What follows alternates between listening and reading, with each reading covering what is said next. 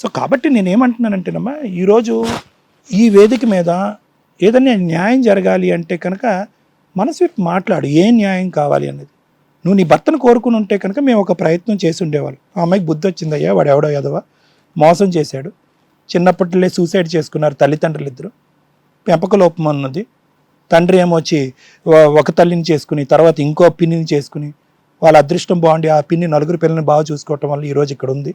ఆ అమ్మాయికి అసలు సిలసిలైనటువంటి తల్లిదండ్రులు ప్రేమ దొరకలేదు, లేదంటే ముందు జాగ్రత్తగా తల్లిదండ్రులను ఆ అమ్మాయి యోగక్షేమాలు చూసుకోలేనటువంటి పరిస్థితి వచ్చింది. కాబట్టి ఆ అమ్మాయి కౌన్సిలింగ్ ఇప్పించో ఇంకోటి ఇప్పించో ఆ అమ్మాయిని బాగు చేసి నీ చెంతకు చేరుస్తావు అని అడిగేటటువంటి దానికి ప్రయత్నం చేయొచ్చు. కానీ నువ్వు మనస్ఫూర్తిగా వెళ్ళాలిగా.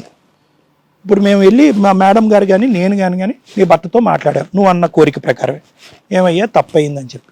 రేపొద్దున ఆడున్నాడు కదా, రేపు పర్లేదు వీళ్ళిద్దరు మళ్ళీ కలిసిపోయారు, మళ్ళీ ఒకసారి తలుపు కొడదామని చెప్పాడు, మళ్ళీ వచ్చి తలుపు కొట్టాడు అనుకో, నువ్వు మళ్ళీ అక్కడ రీకనెక్ట్ అవ్వని గ్యారంటీ ఏంటి? నీ మనసు అక్కడ కదా ఉంది, మనిషి ఇక్కడ కదా ఉన్నావు. సో కాబట్టి ఏంటంటే ఇప్పటికైనా నువ్వు క్లారిటీలోకి రావాలి. నన్ను ఫస్ట్ ఆఫ్ ఆల్ మేడం నేను ఏమనుకుంటున్నానంటే, ఈ అమ్మాయి జరిగినటువంటి మొత్తం ప్రయాణం అంతా కూడా స్పృహలో ఉండి చేసిందని నేను అనుకోవట్లేదు మేడం. ఒక మానసిక పరిస్థితిలో ఉండి, ఒక డిప్రెషన్లో ఉండి, ఏదో పెద్దలు వచ్చారు పెళ్లి చేసేసారు, తల్లిదండ్రులు లేనటువంటి పిల్ల, ఒక సంబంధం తీసుకొచ్చారు, చూశారు, ఆ అబ్బాయి ఎలాంటోడు ఏంటో, వీళ్ళిద్దరు కలిసి ప్రయాణం చేయగలడా, ఆ అబ్బాయి మనసులో ఎంఎస్ఎం చేయకుండా పైకి పెళ్లి చేశారు. వాస్తవానికి మంచి అబ్బాయి, శారీరకపరమైనటువంటి సుఖం రావలేదు, నువ్వు ఏదైతే రావాలనుకున్నావో అది రాలేదు, రాకపోవటం వల్ల మనసు డిస్ట్రాక్ట్ అయింది. ఇప్పటికీ కూడా నువ్వు డిప్రెషన్లో ఉన్నావు. నేను రెండు దారులు చెప్తా, 3 చెప్తా. ఒకటి, ఏదైనా గుడ్డిలో మెల్ల చిన్నది గోరంత దీపం ఉందంటే కనుక నీ భర్తతో ఒకసారి మనం సంభాషించి, బాబు ఈ అమ్మాయి మనస్ఫూర్తిగా మారింది, ఈ అమ్మాయికి కావాల్సిన ట్రీట్మెంట్ కౌన్సిలింగ్ అన్నీ కూడా డాక్టర్ గారు ఇవ్వడానికి రెడీగా ఉన్నారు, ఏదో వాట్ ఎవర్ ఇట్ ఈస్ అని చెప్పి కలిపి.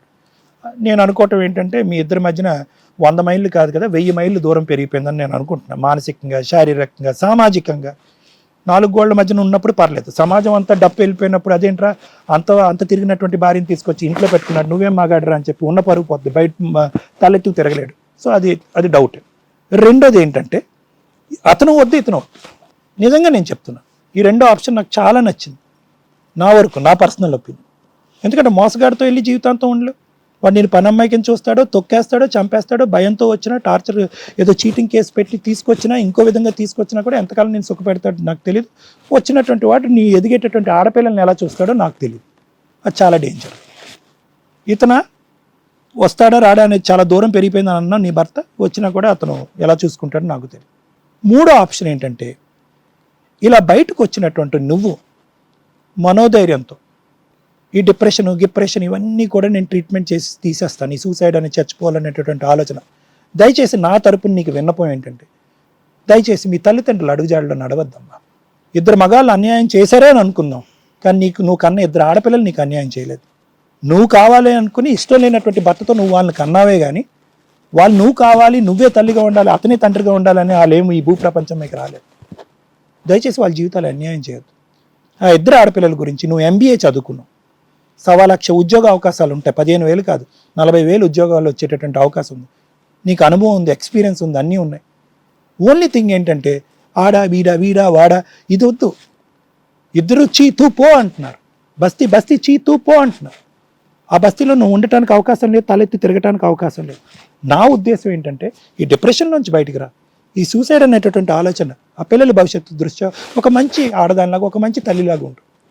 ఈ ప్రేమ అనేటటువంటిది దొంగ ప్రేమలైనా అట్లా పడేటటువంటి ప్రయత్నం చేయొద్దు. చనిపోవాలనేటటువంటి ఆలోచన అస్సలు వద్దు. అంతవరకు అయితే నేను హెల్ప్ చేయగలనమ్మా. అర్థమైంది కదా? Thank you madam. అక్రమ సంబంధం తెలిసి చేసినా తెలియక చేసిన జీవితాలు ఇలాగే ఉంటాయి. ఎవరు రెస్పాన్సిబుల్ దీనికి? కామెంట్స్లో ఒకసారి మీ ఒపీనియన్స్ చెప్పండి, ఈవిడ తప్ప కాదా? ఎందుకంటే 90% ఈ అమ్మాయిది తప్పనే అంటారు. తప్పే. చిన్న విషయాలను అడ్జస్ట్ అవ్వకపోతే జీవితాలు సర్వనాశనం అవుతూ ప్రాణాలు కూడా పోతాయి. క్షణికావేశంలో క్షణిక సుఖం కోసం తీసుకునే డెసిషన్స్ ఎగ్జాంపుల్ ఇది. ప్రతి ఒక్కళ్ళు మేం కూడా అనుభవించే తెలుసుకుంటామండి అంటే జీవితం అయిపోద్ది. కాబట్టి చెప్పినప్పుడు వినండి. ఈ పిల్ల ఇక్కడికి వచ్చి ఎందుకు మాట్లాడుతుంది ఈ అమ్మాయి? అరే బాబు, నాలాగా ఎవరు ఇట్లాంటి దరిద్రపు డెసిషన్స్ తీసుకోకండి, 2 పిల్లల జీవితాలు, భర్త జీవితం, ఉంచుకున్నవాడు అందరూ సర్వనాశనమే. ఇక వీటి కోసం కోర్టుల చుట్టూ తిరగాల, న్యాయం చేసేయాలి, లా అండ్ ఆర్డర్, లేకపోతే law and order waste. So మీరు జాగ్రత్తగా ఉంటే ఇలా ఏడవాల్సిన అవసరం రాదు. అదే ఒకవేళ ఈ అమ్మాయికి ఆ క్యారెక్టరే లేదనుకోండి, వాళ్ళ ఆయన్ని నుంచోబెట్టి ఆరేసేవాళ్ళం ఇక్కడ. బీభత్సమైన తప్పు చేసి వచ్చి ఈడా ఆడా అనే ఒక అసహ్యమైన స్టేజ్లో మాట్లాడుకోవాల్సిన సీన్ రాకూడదు. అదృష్టం ఏంటంటే మేము ఈ అమ్మాయి ఫేస్ రివీల్ చేయం కాబట్టి మేబీ ఆ పిల్లలకు కూడా తెలియదు, మేము నేమ్స్ కూడా చేంజ్ చేసే మాట్లాడతాం. నాన్న మీ విషయం మాట్లాడితే నువ్వు మంచిదానివా చెడ్డదానివని మేము ఇక్కడ మాట్లాడట్లా. ఎందుకంటే మీరు పెరిగిన వాతావరణం, మీ నాన్న మీకు ఊహ తెలిసినాక స్టోరీ వినుంటారు. అమ్మకి పిల్లలు పుట్టలేదని పిన్నిని చేసుకున్నాడు, పిన్ని బాగానే ఉండి జాబ్ చేస్తూ కుటుంబాన్ని రన్ చేస్తుంటే ఇంకొక ఆవిడని తగులుకుంటే పిన్ని తోలు తీయడానికి ధైర్యంగా ముందుకొచ్చి మీ నాన్న మీద కేసేస్తే సెన్సిటివ్గా ఫీల్ అయ్యి సూసైడ్ చేసుకున్నాడు. అలాంటి క్యారెక్టర్లెస్ ఒక నాన్న వల్ల మీ సొంత అమ్మ ఆయన్ని వదిలి ఉండలేక ఆవిడ ఒక 1 yearకి ఆవిడ సూసైడ్ చేసుకుంది. అవునా? తండ్రి లేకుండా బతికిన మీ ఇద్దరికి ఒక ప్రాణం విలువ తెలియదా?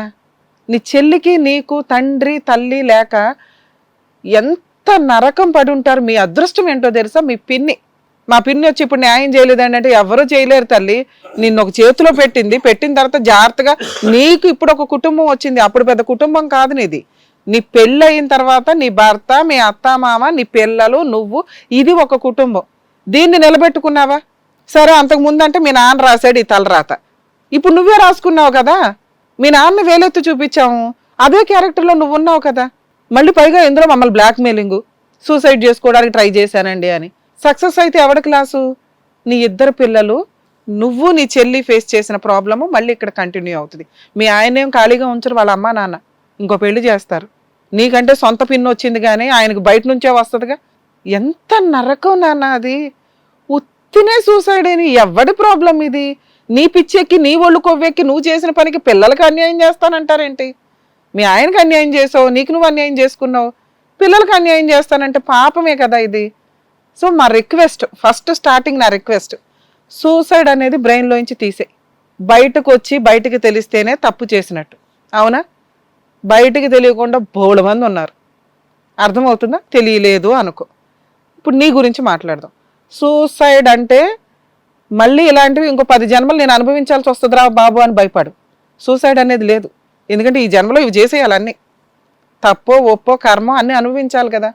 లీగాలిటీ చెప్పకుండా వేదాంతం చెప్తున్నాను అనుకోకండి. ఇవి కనీసం తెలిస్తే నాలెడ్జ్ వస్తుంది. అరే ఒక భయం, మనకు దేవుడు అంటే ఒక భయం, భక్తి, ప్రేమ అన్నీ ఉంటాయి కదా, అందుకు చెప్తున్నా. కనీసం నీకు ఆలోచన పోతుంది సూసైడ్ మన లైఫ్లో లేదు అని నువ్వు అనుకోవాలి. ఎందుకంటే నీ పిల్లలు ఉన్నారు. ఇప్పుడు నీ గురించి మాట్లాడాలి.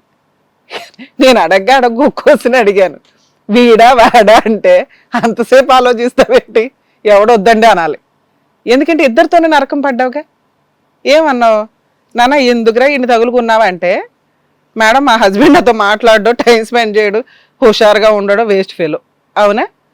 దానికి పాపం సార్ అప్పటికి ఓపికగా చాలా ఎక్స్ప్లెనేషన్ ఇచ్చారు. ఎందుకంటే ఆయన బిజీ షెడ్యూల్, ఆయన ఆలోచన విధానం, ఫిజికల్ నీడ్స్ ఈ రోజునున్న మన వాతావరణ పరిస్థితుల వల్ల ఏరియాలను బట్టి చాలా తక్కువ ఉంటాయి ఫీలింగ్స్ అనేవి. కొంతమందికి ఎక్కువ ఉంటాయి, కొంతమంది తక్కువ ఉంటాయి.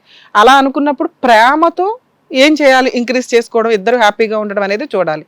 మీకున్న కమ్యూనికేషన్స్లో పాపం అది వర్కౌట్ అవ్వాలి. నీ పని నువ్వు ఇంట్లో కూర్చున్నా, వెంటనే పిల్లలు పుట్టేశారు, ఆయన అదయ జిడ్డుగా అప్పుడప్పుడు కలిస్తే చాలు భార్య అంటే అనే సిచ్యుయేషన్లో ఉన్నాడు.